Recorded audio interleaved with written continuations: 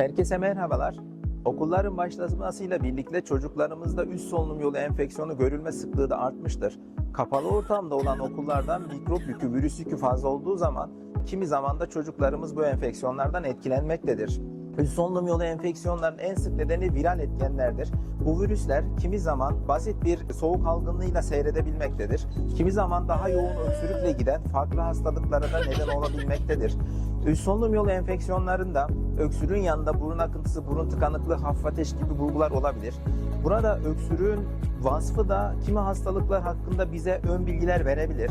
Örneğin havlar tarzda öksürük varsa grup dediğimiz hastalığı bize düşündürür. Peş peşe gelen 10 kez, 20 kez boğulur tarzda öksürüklerde de pertussis dediğimiz boğmaca veya boğmacanın benzeri bir takım enfeksiyonlar aklımıza gelebilmektedir.